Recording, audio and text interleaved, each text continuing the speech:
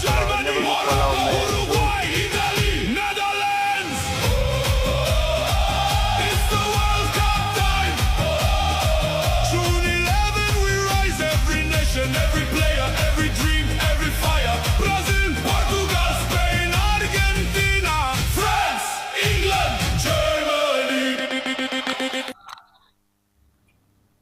Nyaba nukwala mazo we zona nyaba nukwala planya sala mazo we zona mi va ni ba tv ke gama jebe mi ada ko egbe fe la ma se fo no akọ da de mi akọ donc be egbe ni espetinu andre fe ke wole fa akpe fe bla fo adie me ke ga anne minute de ka e futu mi afa e ko le fa do fa me ke Wananya Efeniba Sports, Adu Yago and Yamaica, Adu Brona, Nkoye, Asia to Gomi, Ma Ako Yadako, Katanakula, but Ako, never Tamaja, Ma Ako, Amaka, America, Akademia, me act back from Exia Jamaica, Aleko Jebe, one Nemi Ansa, me Ako, me Ako, you know, Nemi Ako, that Efeniba, another Friday with another sports segment here on Efeniba. TV. So wherever you are, I encourage you to call a friend, tune into Efeniba TV for the best sports show here with us. Kama agade enyawo pata ma abu eye krawa. Kama ano Black Prince over Afome. Coach Kim Lay, play your boy, my girl, a professional sport, other about the winner, after women up for the Morocco to come, American for players out of Hotel Akman, the way Akman, Morocco to Jamaica, Africa to Pota, the Abama, coach. Kim Lay, your advantage, like a I'm a battle advantage. Some of goalkeeper, Cynthia, Philip, American advantage, Osman.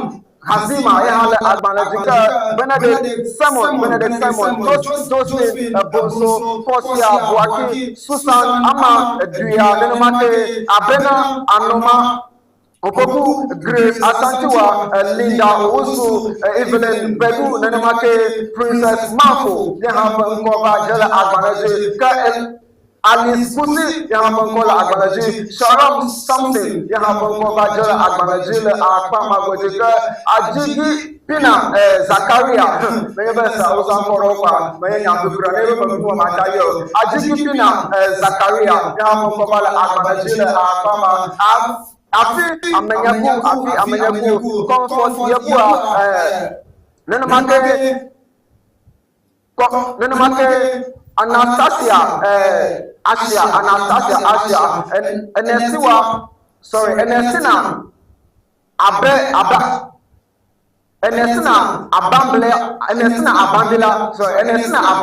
Alextai nenamake Losia Aniwa nenamake those Jennifer Kujo, Yamanko, Le Abanaji, Le Abamagoji, Wasama, Mohammed, Nenamake, Chantal, Roka, Yamanko, Abanaji, never somewhere, and Mian Tobiaji, a review, Yella, Akamaji, Chantal, Roka, Nenamake, Prisla, Adubia, Nenamake, Stella Nyamike, Nenamake Doris Bedua, Abigail Kim, Amama Open Cover, Jella Advantage, Black Pino, Black Pino, like Makota Advantage, Le Magisimo, Ano Morocco, to come 2026 Yako, Black Pino, Akamagoji, Wano, Egbeginami, Le Pamagoji, Never Yansalama, out to the Jipata, Mano. Kamano, black ladies of Aquaman, get up like a minute of a Miapa, a former captain, American, Mother Lady, America, never get a watching. La Musato Amanya Brunola Aquame, a Rublica, Wapa Vagile, Ghana to come and enjoy. eto ika gbonale bimira ika na gbonale na nyama ofu ga eto pele afatu tutu a ika wano godon pele Senegal duko a anyabe ika hovle kosa ika ma ya ono etume le Dakar ika tefuma ono ika na hovle ho pele Senegal duko ka agare ka ika oko de domana ono ne wole akoma ika Senegal oso mo makere Ghana duko ma ika wano Accra Sports Stadium wa akọ no ko don ku America na ko budget rulers ba ho ma ano Africa to follow the week wo adada FIFA and 17 Women World Cup for Akpaji ita ano ajibama na mai wolala akaba wo jitana ba miafi o dem bo jiburu o bria ba akaba wa ano Ghana to for ita adada FIFA Women and 17 World Cup for one mama ita for my wa ava adolale akaba ma atrajia mano miafa National Sports Authority for Akoma Open General Manager for Akoma Magado yawo ambofu Accra yenya America na da Colombia ba neba agada Accra Sports Stadium manya no ikana da America na neba anu wanu ya da 2027 and 20 AFCON na yo matem a host le akama wojo alaika anwola ajaba yo atro asle stadium afi watem a host and 20 AFCON le akama neba yo matem do anworo wa yo matem a host tournament de Akamagojo. Ka akwa ayejuna de Dembo Colombia amagada ona America na la Colombia Ghana o matem a host World Cup le Akamagojo. Na neba alamuna nuwa amagada yenya America na de Colombia Ghana matem a host a World Cup. Nyata banya onya na neba alamuna na neba alamuna Fatili se umule Ghana akome mima sute ikane mofa World Cup akpajia mi atem avot le Akamagojo ka yawo ambofu Accra enya America le Colombia ba nanya ba over World Cup host for akpajia no na kai ka wojema no wo konyema wo akada UEFA alo FIFA akada FIFA ika wa ko mo agugu law ika wa bi o bare like susue mi awa nanya ba mi host World Cup le bla yo ka bona de no kai wojema mi awo afi Ako World Cup hosting Akamagoji. Yawo Akofo Eden Colombia ba nu ma susu o jeba miawo. Ike adada World Cup FIFA for Akpaji ke abie gbedeka evado. Agada amayo kana host fire. Abi obede nu ka susu wo. African host tournament de Akama. Atanu ma susu o jeba miawo abe Ghana. Zukwene abi atem host World Cup le Akamagoji. Eni abe amadeka na unene ko va afọ for Akpaji ya. 2008 ikamye ko host wonamo plamia novi and Nigeria to go akọbẹ mímá dàtẹ host any big tournament lẹ Ghana to go mọ ka World Cup ya ike gbọ NSA boss yawo amfofo le de wole mebe miatem host le efe akpe le efe yo kene gbona abale yo le suggest be le efe akpe le efe ato efe ewo efe bla fe yo kakale le miango menye be miatem le enu le avwa miatem host wona eleke ne ko de wole menema be miatem host menye be aleke wala nenema amekle miato le akoma woji mi atule jipata mi atade mi ano de Blacksam never Aboblala American never assistant captain Thomas de Pate for American like Miller Agomesavia Thomas Fatia, then America Natural free agent where America for contract won't play for Aboboha, Nayaba Thomas Fatia also free agent where Bamagoji, and never any Aboboha Putumula Divaya or Thomas Fatia over Abobohama, Kanako, Adelaide, Yagre, and the Ajay Thomas Fatia over Abobola, Levo, and Bamagoji. Wala tusuenya ma dana ma miapa assistant captain Thomas de Pate aya American never free agent le akama Ghana Premier League champions media ma wonya American fly wala Papa United for over Aboblala human fly ale kan ai kama gada ngoma akwa manya ko United sorry Mediama wo ko nya America la so heavy ya wati mo ka aka asa ko ka wo nya America na ko buale ko America la tuma yo wato Mediama mo abako so heavy ya ida wa ba ano to mena yo ida apple mo na yo le akpa be bla bo ajemba akpa be bla bo ajemba sini kana ko na yo wa ano to mena yo na ma tsusu wala nya ma ta Osman Sofiana na kama Mediama kle hapa foka wanya Amerika la ayuma tifia ale baba wava asu yoba henala le akpa magoji nebana tlo ma atulaji pata newly promoted side Port City wanya Amerika no announce the signing of former Iswatima FC winger Edu Kobena Meda le akpa moji on a permanent basis le akpa tanene be fly le Edu Kobenazima Madal Eswantima FC aga Port City for afam le akon eka abablu na Port City le afama goji ka mi ayi ji pata mi ano de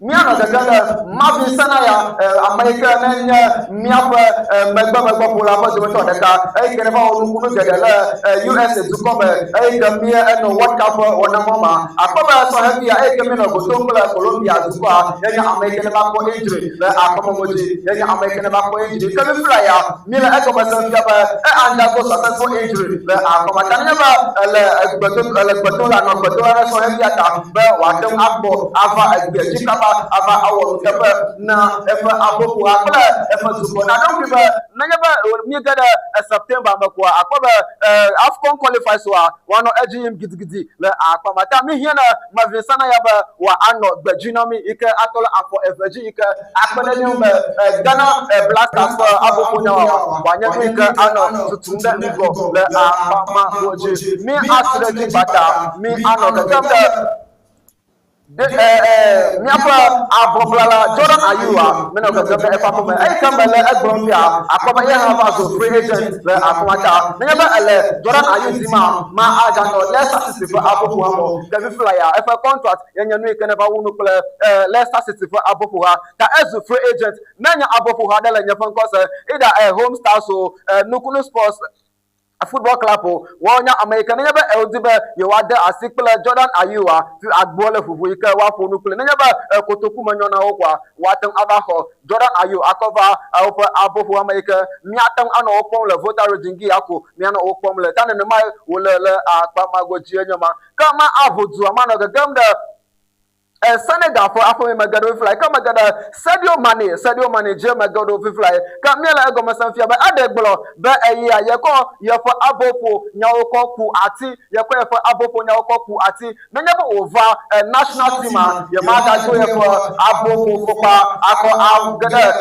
Senegal national team member, Le Apogo, that's a flyer, about Senegal Lions of Senegal for Abopo, Nyako Akbajia, and yes, Sadio Mane, Yako for Abopo, Nyako Ku Ati. Ta ya ma da abo na Senegal national team hu le akojo ai ka megade agbara vioma akoba Sadio Mane do ikazu wo na Senegal zuko akoba le 2021 Afcon champions ovanya le akomogoji ika yanya American ko Senegal va ko 2021 Afcon le akomogoji ka CAF player of the year yanya American ko zrefe le akomogoji anene make wo le akomogoji Senegal all time leading goal scorer ye wonye le akoma Kevin Fly Amagarano go brobe le 2025 Afcon for 1 hour me ajafa ba Sadio Mane Senegal wonya America netemba ho kuluma le akpama kaka male eden gbogbo na ofia ba ka kavai enu omahua o ba pe ba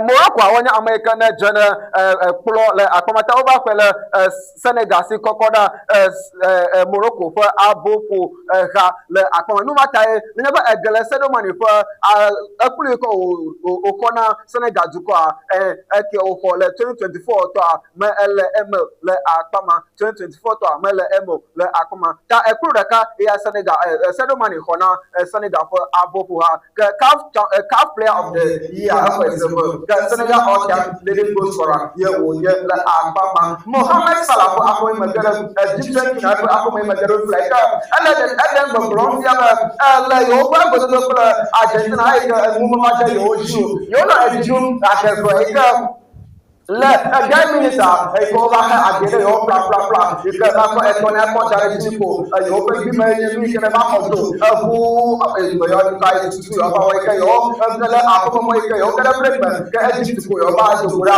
ike yo do ba ba o di for the World Cup wona le USA le Canada Mexico ko akbaji yo ba do o di for the competition le akoma ka sorry Mohamed Salah then American le go from I know you are angry, but I promise that I will do everything in my power to ensure that this is a new beginning for Egyptian football on the international stage. That I am my own blowing fly. I am going to Egypt for Abu now. Can you over? Egypt football Egypt agogo nyawa ya awo no sia no be ye wa akpambo ye be akpama odi ke ye wa da qualify agada World Cup akpaje ke na no be Egypt awo mo nya America no qualify gada no ka se to ke area ayenya ba si banko ye Egypt wo nya America no qualify gada no ka se gada round of 16 Argentina ye nya America na ba ku sitro le o ba gari be gari wa poto ba da na ba bi ke akome yo ba FIFA akpaje FIFA ko akpaje mono ka jamu mi fly ai kam gere yamu kuma wa ba adore USA to fight World Cup wona edge ma to mai ba adore kamala gomasan a group of members of the European Parliament are gathering support to request an investigation into FIFA President Gianni Infantino over his decision to overturn Florent Balogun's red card suspension during the tournament following alleged intervention from USA President Donald Trump, Nenema Wolela, Akama Wojima, Kamil Agomasan Yaba, Nemo, Vakir, Akbajia, Hatotora, America, no one less, but Soika, was better open America, one alert investigation, could have FIFA President Johnny Fatino, but no one had a type of power, like Akamodika, one number, Sarah Baruco, USA top Apo Polare, Canada, and Gili Bala, Advantage, USA top. Donald Trump never were you like Johnny Infantino, FIFA president, American overturn that red card. Because next state suspension, many American versus suspension. I'm happy to you. All the government Nana Kulu, other FIFA Johnny Infantino, no matter overturn 10 over the red card. Florent Baloguna made that safe suspension. Then my mail government all other investigation. One America no investigation other one kukunda Johnny Infantino red card ko overtake no kai to fiaba wa red card mal akpama woju alaba me over World Cup for na ma akwa amagada ko untidi gbala alo agbalaje aka omaten overtake that red card o can feel like USA power one America alo sorry European Parliament one America no gather support but you work on investigate no ikatutu na Florentino sorry Johnny Infantino ba one nama le akpa goje they are expected to call on UEFA to ask the FIFA ethics committees to investigate Infantino including other concern over political neutrality such as FIFA's peace prize initiative involving Donald Trump le akpa goje kala nyamoma Egyptian football one America no ha ole dom la fie iko ba nglo agbale lobo ko gada FIFA for akpajiba le yo for hopefully ka yo for Argentina for duko ika over do yoji 3-2 ika yo no jiduma yo ma sande ka ev ade gomo susu eta tutu wo joba numada agaji ado ikeneba yeje refia yenya Americaneba wo wana alo wo no agbono no madam jaro le akoma woje ikeneba yoba ko alo odu yoji ya yo ma se eno go mekra le akoma woje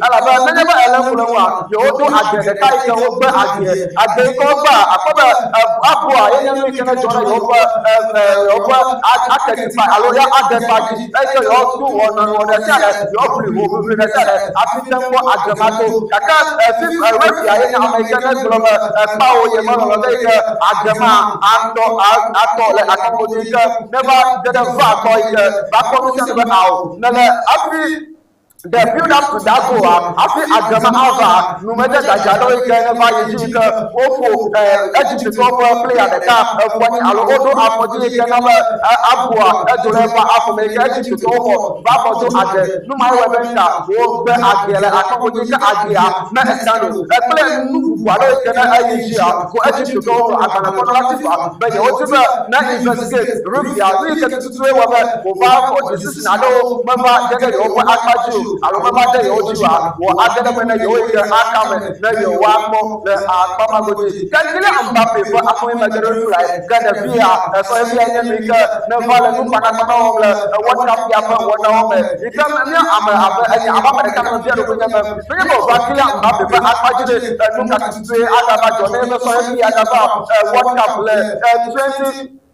For Akajia, look at this so heavy hour. Now that's a Pamela for Andrea Punella so heavy after Panamana woman, Le Abama Goji. Kakila Mbappé, America, none of record of Bankia, let the book was setting the Akama Goji. Kaya so heavy a day, whatever I think Agubla, record of Asset Buku, Aleko, yeah, Atom I didn't know. Can't let you never at what happened here. A player, Le France to come in France. America na do age so gbo wole player adodo yo kata na France amoyo kata na do age so gbo awole what up apaji akabeki na bebe ye America na wale front abobo ko age na ye ni ka woto na France ko be go what up wona me 20 goals ye America clear Mbappe to la akawo de America na ko just 14 ye America na ko age we eto the akawole kan na make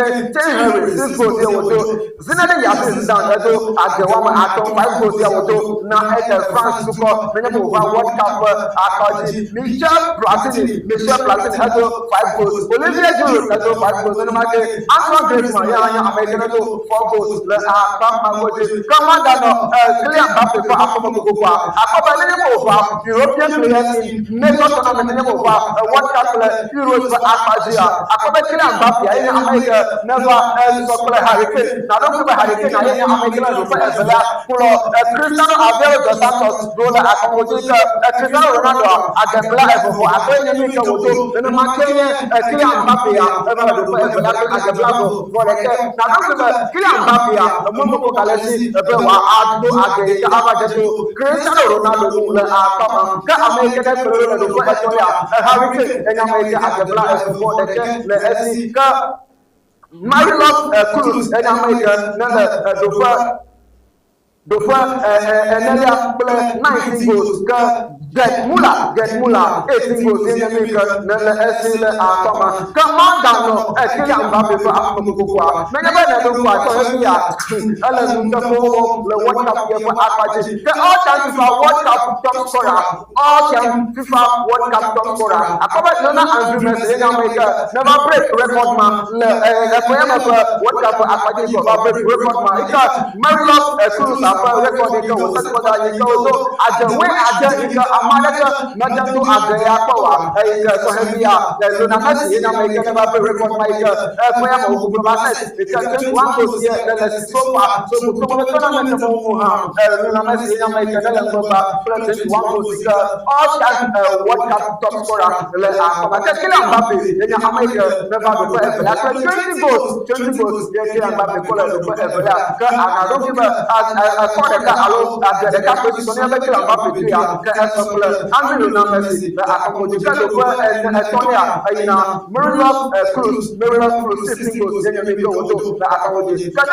Mbappe is just one goal away from equaling Messi's all-time World Cup record and he is only 17 years old. Some years old, for heavy asses. USA for Apple, USA for Apple, fly. I can never get a USA. No matter, none of the Ajim are coming to Amagada, Malako, the Akamoji. Can I remember the USA for Apple? I come up Open National Men's National Football Club Africa. What up, Yama? Akaba, a guy Patano, Wanama. $60 million US dollars, $60 million US dollars. Then you make one more level.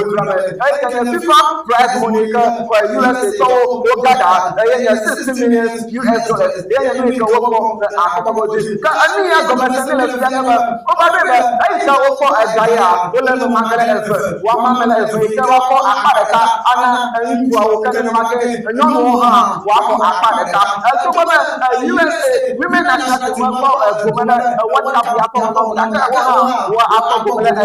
Mama, Paji, I look at Mama and Yama, who have Wako, then a month to Ovale, Akomogima, come around at the Gaya, the letter to 1 hour, let Akomogi, go on them with Blobia, let Federation Qatar, Federation, USA Football Association, other 20%, Lemekanya, $3.2 million, and you make a Wadanamaka, a Gapota, Mele Akomogi. Can you woman, a East team, both women, both men and women national team, $6.4 million, you are Akomogi.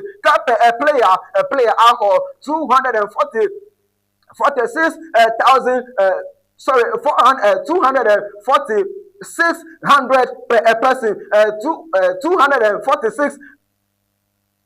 $246,100 per person, $100 per person, $246,100 per person. Then you make a player wa ahola akon then you over me le akpa eva then match to no le akpa magoje nyama kama agada FIFA for akpa FIFA referees committee for nya American de nya na go fiaba alla de no le yo di ava for boy yo ko yo kata na le do ya bala ay European Union so go ba akpa lo ko da yo di fiaba wa investigation kuda Johnny Fantino for akpa de red card ko ba chena akpa referee nya American aro hosa direct card nya American ba na red card anu mo ba IG ka o jaba wa ba chena le ma kala nya mama akpa referee amade de ba le go jaba de referee aro referee ma ko nyele akko alo aleka e ko ko bala manya America ne ba quiz yana akpa alo aleko jaba na quiz manya America ba quiz le akko ja alo ba astro kana na ma ke aji ko ha wonya America no akpa lo ko ko da fa ba wa investigate obrigado yo popula Argentina wa kwa le ni ka tsuwe ya bi Arabia va je Argentina tika nu sia wa va yi va Argentina ka ba je yo ji la akpa o ka le na ma FIFA referee committee wonya America no ba akpa lo ko ko da ya ba o ji le ko bro ya ba nyata pa nya wonya anu mala amajijam le wata ko wona ma anu mala amajijam e ka amaji ha ko agro nya ko amaji ha ko agro ko ka de mata yo mu ka yo ti yo na nya ka amaji ma na ba me ko FIFA referee ko amaji ya yo mala bias ara ka bra e musa me ka yo ko le eto be le akawoji tamanya ba allegation yo ka ta ko le yo ma allegation ka nya allegation wonya le akode ta grammar le le akodo ta yoba le boda ja egala etinu kokoko ye wole yoba le boda ja egala etinu ta nusia no eya yo wa akwa alo ejesa ke yo akwa wona me amuti se bana de sare ke yo na ro fifa nusia me ke wa le etofo le akama woji de ta me toto le emu le akama woji na ma FIFA referee committee over the le apama goji enyama kana yaba enyama le kana ekele FIFA referee so blame le wona ma o le bo no me le ete program le ma wona le apama goji enyama ma yaba nyakala ma atu de ya ma agada Liverpool ko akome me de fly ke kala ko me sia ba o pasi ko Michael Edward de nyama ke de dole abota akko le akko di le 2026 na Michael Edward maganya Liverpool ko SEO le akma goji mi abanya kala ka ma agada e me ke ma ko transfer de ka Evaroa ma ko no de doka ya wala jina banya kala e ka wota ko na wala jima akko other things to when America na sign so won alle gbe ika enyu kana la atojo papa menya do wala atojo papa menya enya do bra le akpa ma goje ni la atojo san bia ba Jose Mourinho, America, never get a Real Madrid for Apple, but every time I look at Bernabo, were out ever talk of it, ever talk of it, I come with you. Flyer. Jose Mourinho, America never get a Real Madrid for Apple, maybe our chocolate, Real Madrid, training now, then you make a agent of a Piatti, the Apple was in the market, Chelsea, so I want to make announce Javi Alonso, the ever Arab copy here. Come here, Aja Everton, you make a joke in a Maya, Luciano, Edge Eggoman, the Accommodika, the Flyer, a Chelsea Sonia Maker, Nova Anna, Demi Alonso, Abel over Henala, the Accommodika, Edge Eggoman, Hambo, the Accommodika. Not now for us, submitted 17.5 million official to final for right back. Jovaro Rex, the accommodation, Camila Governor, another Morris, when you make no more, I'm going to find a door for your open Mola, Jovaro Rega, your Africa, Alpha, not down Morris, but Abu Muhammad, the accommodation. Juventus have made initial contract proposal to Demo Martinez as Argentina. Argentina goalkeeper will be compared to the move Akoma. Tariq Lamela Governor Juventus Sowa, when you go to Demo Martinez, where you are Akoma, you over Abu Muhammad, you over Akamoji, don't put Sophia after the Abu Muhammad, Akomodika, also Vilatoa, when you go to Broca, never Juventus Sowa for a Daika, Najoka, or a Daika, you over your Martinez, you want to ask them Akamoju. A guy will your cover agent, but I saw him here.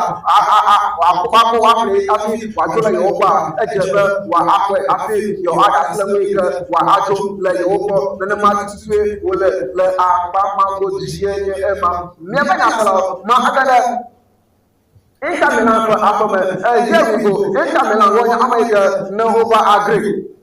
25 million feet and Apopo, San Golis of Apopola, Ikoda, Anna Kelalia, Sophia, I get a Inter Milan for Abu Muhammad, the Akomoji. The agreement they make about as a the right wing backer of Azu Inter Milan over Abu Puhale Akomoji, Alessandro Garnacho in America, Lenusiano Fiaba, never at Bajabajia, Ajola Chelsea for Abu Puhame, Ava Adito Pare Ato, the Akomoji, Abu Tahawa, 1 week can so heavy Ayuma, can never Egbe, Jagbajina Eda, Akobe, Sophia, Ajola Chelsea for Abu Puhame, the Akomoji, Robin goes in America Flyer, Jola Florentina, the Aquamojika, the German left back is also open.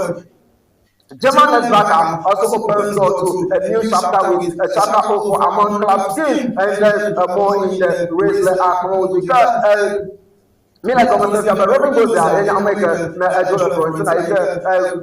Chaka Opo, American, a club of Muhammad, the Akama, Tanaka, Robin goes to Chaka Opa, Kaava, Chaka Opa, Abu Akama, Gojima, and then I got Christopher Palestine, Oscar Mingueza as free agent. That Sophia, a Spanish video, Oscar Mingueza, and yes, Spanish video, Christopher Palestine, or America, no, that as the Albertine, Bama Gojima. Ajabi Alonso, American, Barakona, Chelsea Council, Fly, Gala,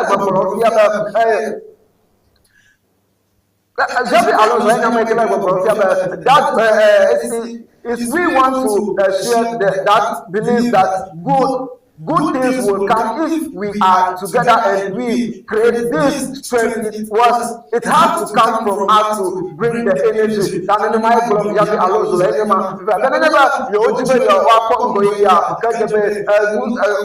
don't know your OC, but I knew what I told just for Abu never you create that energy, that strength, girl, your water, Mario Gila was signing his contract at AC Milan after medical over the weekend at 30 million is 100% confirmed that Real Madrid will receive 50% of the profit from Lazio. Real Madrid. Onyamaka for 50% of the shares that are coming from Lazio. And my will Akama Niabaka. Mila Governor, General Consul, and America. over suspend le akɔ red card fɛ nya yɔ gbɔmi la akɔlɔ general council ɛfɛ red card a ase too much ban ya too much ban yɛ ni ke wa ase le akɔ le akpama goji mia aye dzi pata mia na gɛgɛm ɖe Manchester United ƒe afɔme keke le gɔmesese me Manchester United wɔnya ƒe ikɔnɔma de ase agbalẽ kple Chelsea Chelsea sɔƒe domeƒola yi ke woɖe ŋkɔ na be Andre Santos Manchester United wɔva ade ase agbalẽ kple sɔhɛvia yi ke Andre Santos has just completed a successful medical as new Manchester United player. Club signed all gentlemen for 50 million package deal. Andre Santos tomorrow. Andre Santos signed tomorrow le akpamoji da asi efu agbale da asi agbale agbalake be ya to Manchester United to aboku ha le akpamoji kamera go Barcelona will not match 40 million price for Karim Adeyemi and remain confident to get deals done once under their feet. Okay, then my will let akpamoji ma femela go Barcelona to la go problem you want them akọ ẹja ike wa wo ẹja ike come yo like Dortmund over 40 million price yenye ni ko o dare so heavy ya Barcelona ba you want them akọ ga 40 million akọ play so heavy ya ka ẹja ike yo akọ a yenye ni ke na yo ko ina le Dortmund boy ke jebe yo play dan na ẹja wo ene ma ga yo ma play ke 40 million ke blom Borussia Dortmund la mele yo si akọ play Karim Adeyemi le akpa gojo ke Galatasaray are confident okay Galatasaray when am I going to former Chelsea midfielder Wesley Ejechukwu then am I going to ask okay people are going to Wesley Ejechukwu Vaso Galatasaray cover Abokola le Abama Goji and then the match say le Abama Goji ma aye pata ma agere Mano ejima mano gẹ́gẹ́ transfer for no me kokwe medale transfer for no me medale akanwoji yenye ma Camila Azobasebe, whenever over Chelsea for Abu Hama, Chelsea Tower, one American Luciano, Yowa Ajra, so Heviano, the Akonika, Yowa make room for other players to come on board. Then the match to say, will let anyone, the goal of the program, Yowa Adasle, so heavy Ado, I can enjoy your Adasloma, your Adaslomik, and I'm a Montoko Asi, the player Yokata, Yowa Akoba, with the other player, Jami Alonso. Adam Anna Montoko, Zabi Alonso, Wawa, Sani Sola, Akoji, Kala Chelsea, Banyamoma, Akoba, Inter and Como have agreed not to enter a bidding war for Chelsea defender Travel Saloba, the Akoji. Como have informed Inter they will step aside if they are willing to push for Travel Saloba, they will step aside for Inter to push for the deal. Then the man will Emma, Camila Gomez, Como Inter Milan, one American Colombia, Yoma, Agane, a bidding war, Yobanel, Akamoju, Tanaba, Inter Milan, Lecosa, I Abba, Sohevia, Akova, over Abu Muhammad, Abba, Arsenal are increasingly confident of reaching an agreement with Inter Milan for Newcastle for Bruno Gomes, Nenemake Wolele Agbalajerema. The Gunners remain in talks despite seeing two offers rejected by Newcastle. Here in the region of 75 to 80 million is being discussed whilst Gomes has informed Newcastle he wants to join Arsenal Football Club in that regard.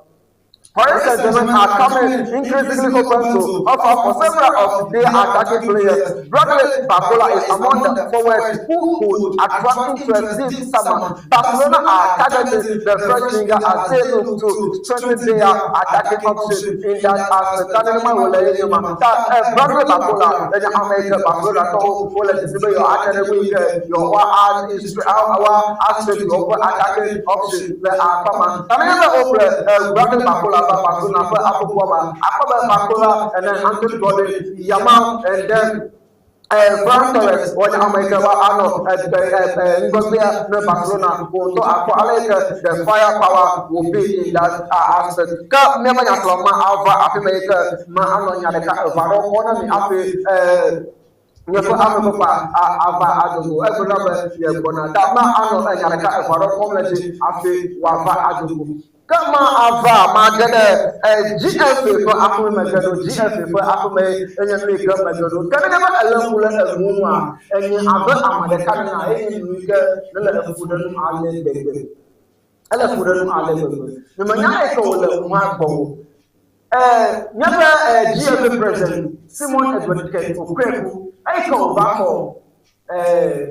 edo ike ube ya no abu fufe nya oji le Ghana ti forma akobe eva 2019 year over ba for edo ike amasia me di amasia me ko ke kuprefuva wa aso yi ala be ke kuprefuva na no dungo ike over ba Ghana football president bagede ike alo government bagede football for nya mama akobe over ban miapo football ike and who are more than women that qualify get out from other sports activities solar women that want to go level like over set up committee committee to set up o set up committee they were getting football for young alle to no call the government to come I alle ko je no wa belu a enye America over we can set up the committee is it normalization committee enye America over set up over call and go do afi get to prep back for a job kan le afi normalization committee afa akobe question and answer enye America no le exaggerate question and answer le exaggerate akobe football for young le Ghana to come enye America la afoto ale gbegbe kan ni aba ba na mona jijo ala be those days are community against the football me boma kan na be for black stars play other nyaba football group so wole abajama akobe enyu le kai do jijo no ni abere mo ba black stars black nation under 20 and other under 17 for abaja akoni wona se ko ne kala ni Europa alo Africa ni dominate na ne kala ni Europa ni dominate na ne ko na third place second place fourth place la milene ni ma do na le group stage alo mi achi me gbele qualify mi ma qualify akobe mo de kama no na ni ka anam expose ba akobe ba de wo ike o ba so question and answer enya me ike na ma bread ike jebe wa ba a hele me alo wa hele me ike wa gulo afa tukura kala ko yi me ba ayo ba na benka wo gulo ba ike ke tukura ba ko ike be ya no ba na oji kala ke ko ba akobe enwa you know for my double equivalent remember Premier League side akobe mula mala ni no right now I can believe kuma nemo ba Ghana Premier League akobe liga eletoyi there's no cohesion there's no let's say like liga akodo na kama liga mu ika akobe play over guys ko mola manya ni kene do ne dejeju that all the players they never want more confident to do it better to come no like more confident to do it better to come ka akobe the view ko ba ko le de me no mo la ma da ke kra league ma da attractive ko anyama problem no the league is not attractive anymore you can ma da de me ko me go ba we qualify the AFCON Africa Cup of Nations akobe group stage enye mi kan drop na like that okwe ko taji e ko regime group stage e ko ni drop na ni ma qualify get a round of 16 alo quarter final group stage e ko mi general kan ntolaye ke mi ga te ko mi qualify na AFCON na mi ma qualify yo we couldn't qualify when it come to the AFCON over Jaguar, but they can go qualify the World Cup Akpaji. Kala World Cup Akpaji akpobe muonya nuike never jo atoike mie jagom ike amasia majidekwe basu amasia masi alegbegbe ike mie bube Fifia Blasters is back.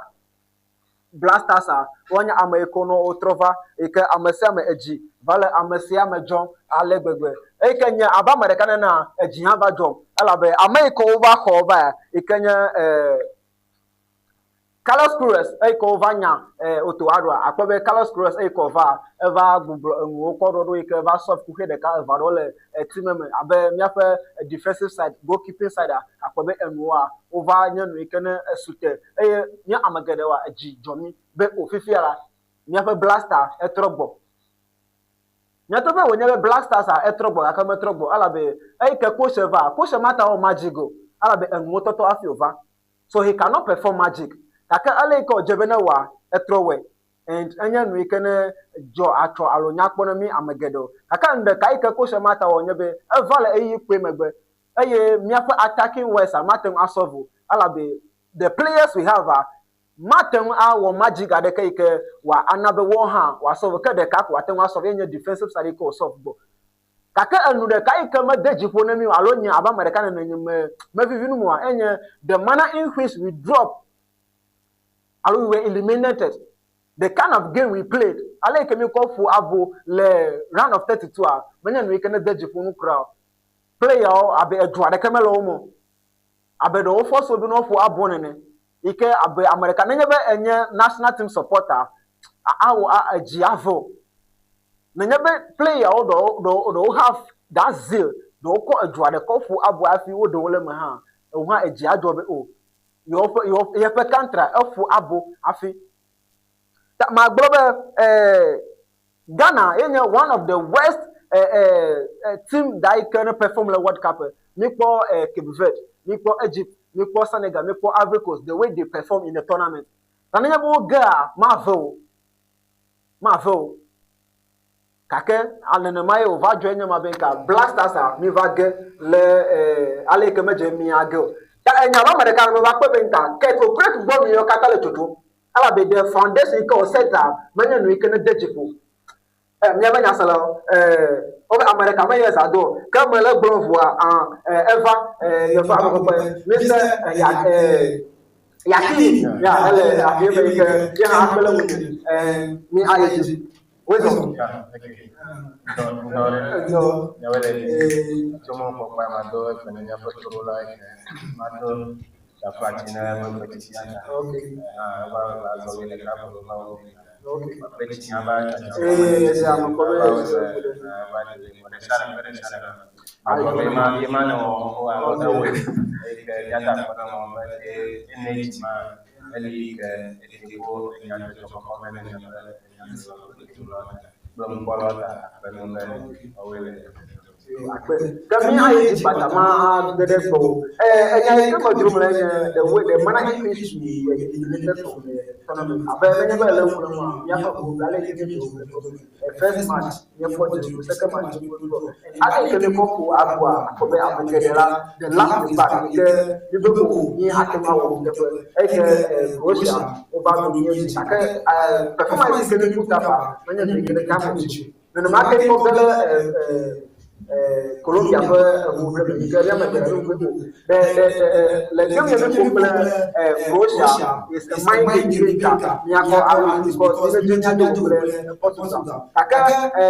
Colombia the players attitude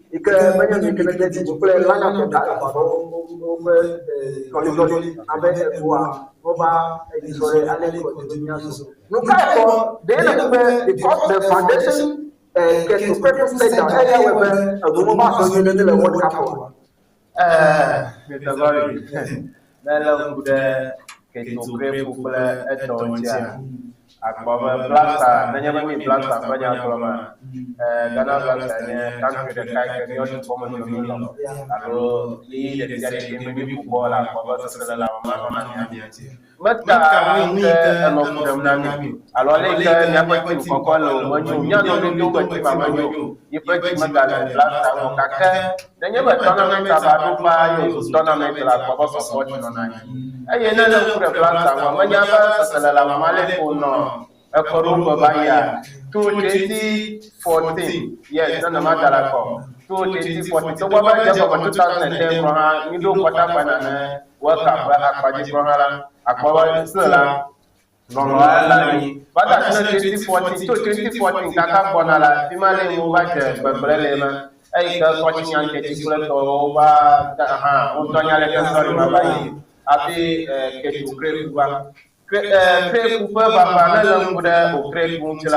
Ipa profa, menyebab le football, bawa football ini kami agak biasa, enya mereka, enya football, kompor football. Kakak dalam muda pas kuyu basro. Pura football uji lagi kalau nak dapat berdoa, adjust lebar macam apa bawa, ni ada apa yang traffic yang ikut doa, ada orang ada alur aja. Ini jauh membawa doa kita traffic obasu, tak belakang alur, kakak bawa football di sekolah. Kakak dalam pura bawa. Nyaba Amerika profesional nama cuma foto troika, waktu jadi siapa lepasnya jadi era. Ini bagus tu, lepasnya jadi tempat. Ni ala lewat improve ni. Nanti bagaimana Premier apa tanah Premier League dia? Apa tanah Premier League dia? Jadi bagaimana pun ada. Anda lepasnya jadi ni pun improvement ada baru setelah lekam apa? Ini tu lima. Dalam ukuran apa bicu? Dalam ukuran apa? Ghana Blaster youth level under 17, under 20 to Black Pits. Tampung pendiri jadi bagaimana improve dia? Yang ni aku cakap aku lepas yang tu jadi kita krep kita wahang sani. Nah, jadi bagaimana Blaster tahu apa? Apa ni orang orang le yang jadi sebagai kami nak komplain lah. Ayi aku krep apa ipa ya to praga tia ba wesa winda alona praga ba le wesa ala bana le muda kana Blaster jadi kelala maka lu attractive na any foreign player kama Blaster ni ya ko spirit ya ko ya ti wa ko ro ba ko example ya ti wa ko sanaka national team ko example ko di bo ko example inga na ba player ala ta para ya ko joba na Nanya Ghana national team ya ba zuko na la yele kala yele expression so ya ba ko na ai ka tsala la mana no mala akwa ba magana na mo because we ko ba ji selection of the coaches so management team plus dollar meet the 2022 World Cup akwa Karim Guza ba ko behind for $100,000 akwa ba ko ba na ai na la kura ta ya ba tournament ya ke ni kila Surat ikauna Regional Football Association itu, asanya punya amanya yang agama ni pun ada kerana apa? Aika divisi wa apa dengan la surat linawe ke? Nyati wa bulan-bulan kakare di baca dewan ni Ghana Blaster pakai macam mana? Amu ida World Cup from Canada to US club to club mana nyati? Agama club siapa kalani ke? One could Ghana Premier League, Ghana football man. Aika apa siapa macam those things to be level, kalau football Ghana apa level ni ta apa ke yo creo que la Blaster na oja otuaro yo babo lete mayo Carlos Torres aika amakaruko otuaro ba anyama ika ifomo tapi ananya bo yikwala na daga mato gotomo alaba amaro believe no da siti ya qualify tima dalaba na oka na yi tournament ika wa ba ai ba atoi ko kakana la gala kureti kala wa Blaster amanya amara ka ponyo kamo amakuvu ponyo tu ponyo wi ka ponyo la wala so wa mara ka pa anya yenye to ba ko otuaro nya ba ko Carlos Torres ko ba replace kaka yi the tournament and ya pa first game nyama ko ni na the tournament ma fa timu no ko na the tournament aba player talented players gona ala ba ko ya ba ala ba ke question ke ti ko ko dona background ko ko ala ba ko mala ba dona ni ka background amara da janna believe da ba ko good coach da talent do tila atewa ina ngombe da ba selection of the players aika alternate team ada expectation ka ba do deliver atewa ina you can have the players kaka ba we ba da ba ko good coach technical feedback reference wala Ukwati ma ko ba yi da ko da wa ko Carlos Torres la amagoro ko sa ba to ko ba to ko di jonga to ma yi ba mutambo wala wa ka ba nya we ka ade ti wa wo to aro first game ni ko Panama ko ni ka ka ni 3 ni du jalo ni ko 3 point second game against England na na kure game anti England pas score ko ko be akọba ele wana Ghana ko eye ya ta panya le ke mi approach that game la the best way be ya ko result ra ene ma ko approach ta amara ke ko bi ni putro panala akọba ma gero no ti jokoma athlete Ghana ma performance la ene wi ka ejeti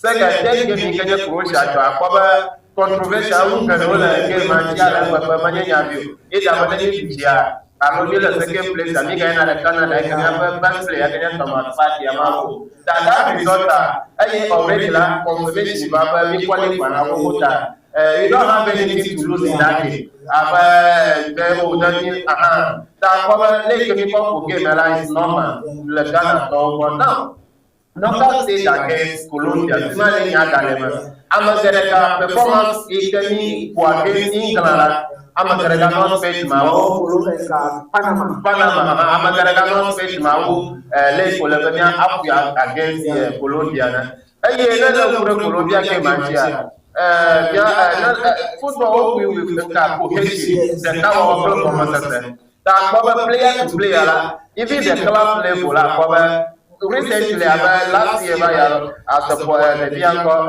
Kenny Mbappe be ko club apili bala enya mane ka etitona ala ba eti locate na ka ba at the long pass rate ya te wa ko ye ko ko bala 2080 World Cup la enya we ka yi to ya playing against for bala enya we ka yi to final ya ba ka player to player la akoba ko no yes ta ko ba blast la first game second game la mituna na mo ata nyama mituna na premier for defensive rinchila akeje pakwe chono mbokula kwa masamama partnership nyapa leba right back kilomita pakwe madesana yala cohesion wa kwa masamama eba about ya adaptation inshallah eba odoni ta amakare oda aye boki pasa na amakare oda na fetime le akanye banya people ingala kola inshallah ta zona na man forward papa ya makulema la premier attack inshallah every low block team la ala na have of attack kala sha ai ka ke mo run ne ba ni defend any le progress na lo ye passes ole allocate forward player la ala bo forward no sha plus but they never track at the ball and mo defense already that's because defense of Bakawa attack me that the moment they can counter attack no la tabaka ni break over line go kaka mo John Betala ngaba la kana nyamba track at the na yola Afro na Kenya. Akobama Kulaba, because whatever is the leader of the team, Sala, Umabet go. Kakono position never, Maka leader, Takako, Taka, as a Yama, it a control paper of 10 along with the wings. At the center forward, a goal coach, Alon Saka, a Katiwan comment, the Yapo Police to defense. I can't come with Lansela, this is Yama. I don't know about the Punilla, Yama Saka, Yaka, Mikoya. The Kamu shot on target and to some you, Bobo shot on target, Inaki William, the same, Jordan Ayu, the same, Prince Container Edu, yes, Mulu Kapu, Pajana, tournament, Mamma Kenya, first track of Ola, very poor. Matema, don't bother, you qualify to round of 6 and round of 32 Granada, let's call the tournament amateur, Abakar, smallest countries, Mobila. They play au Kuala Ghana. Mato Parenu.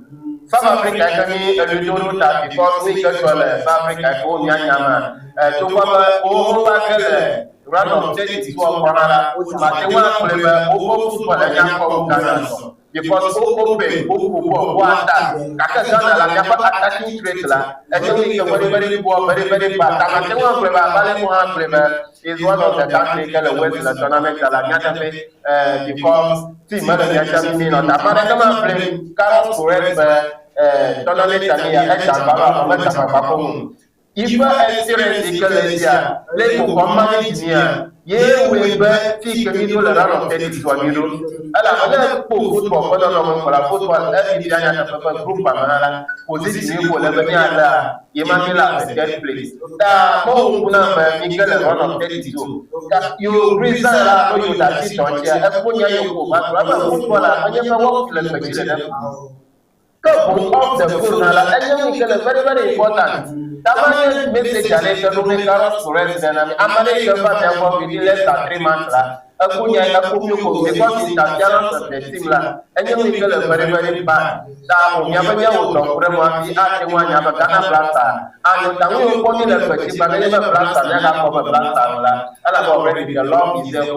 Never got a Plata, Katavaki to play by administration. And I don't know how to give alone the best in your Are you also in support of the deployment of Ketu? Of course.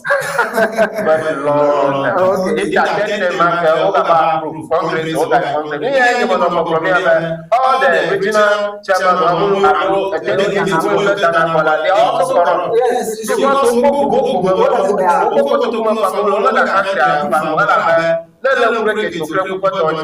normalisation committee over committee at GM Marakama is beyond that.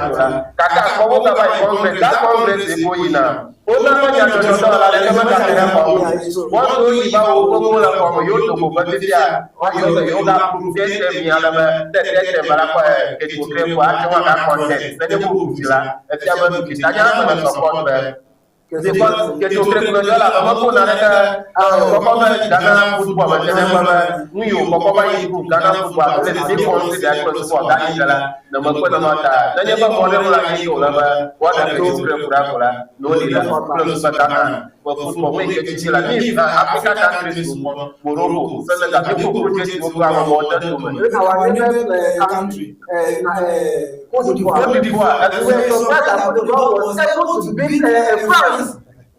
Now they couldn't progress in the past. If that will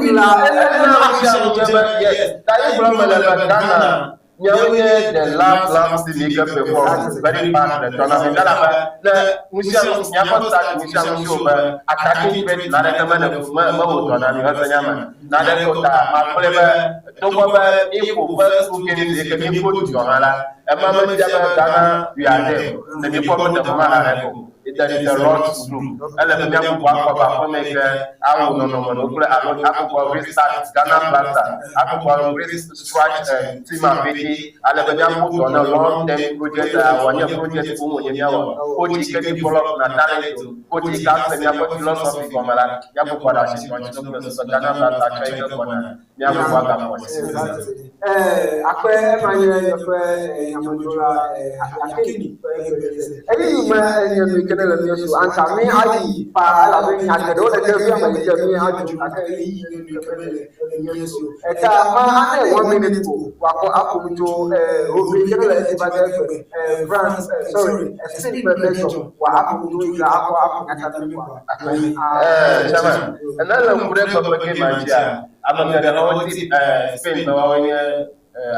February the among the countries who have government.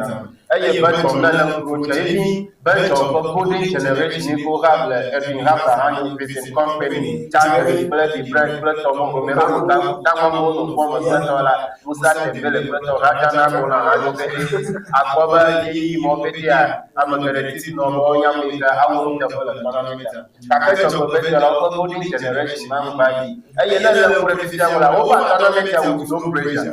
Can't over the pressure, you are over the pressure, let him play,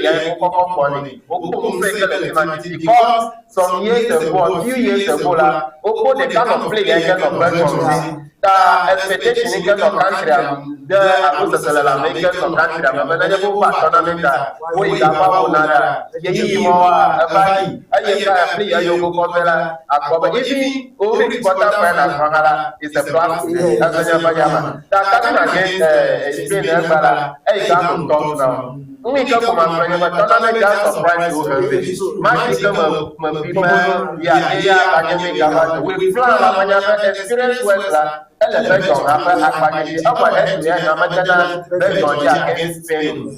That's what the game and I'm predict about Spain and perfect Spain we got dominant game we got half possession there ball and media Lucian Kaka the game Lukaku Plato according to the to bench Bangala is the plus to bet on Manchester that surprise that they want to bet on Kaka Spain surprise match over because all the world organized alone in terms of technicality the every killer ever to say the tournament I know who is to be play very brilliant the talent that we shall that surprise that to bet on one Kaka Spain surprise match over that's what became after Kaka the end of the 90 minutes at the first team allowing the way we just around here a love for the team a class the chances to have to be there and so protect them Kaka for the matter to rule out and specially get our among of the Kaka and all of the other I don't want to know your lawyer and see any difference running and you are spreading your mouth.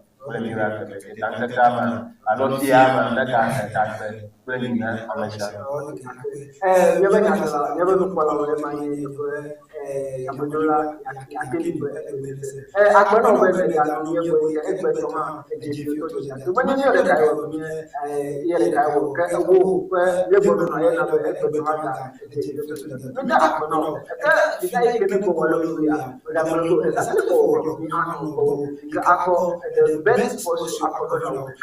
Another one, I give you the benefit about to allow me. Allow the duty. You can allow me. You have never time. I really do not on the ground. Whenever we got for any one, I job. Whenever you say, drum, and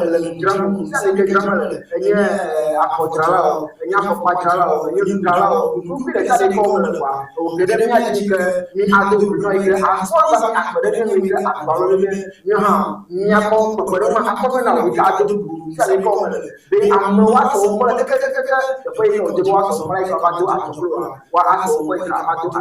That is one of the Yako sports when I to him, but that happened and some of them are to do now. Madame Ella.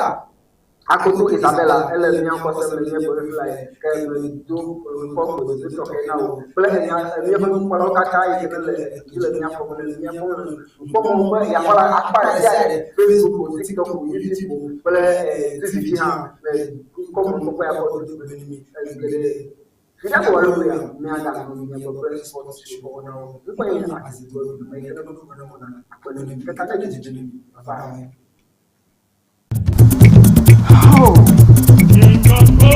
No silence ever English dictionary.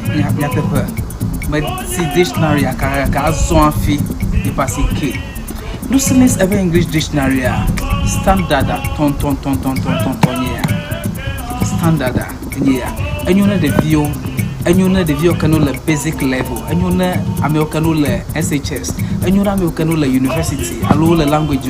Nanya make a maneuver view. And they are strong but no silence ever English dictionary. And you know how I must make a never view mutual. And they are strong but no silence ever English dictionary. And you know mama. Nala dile was so mad than a player.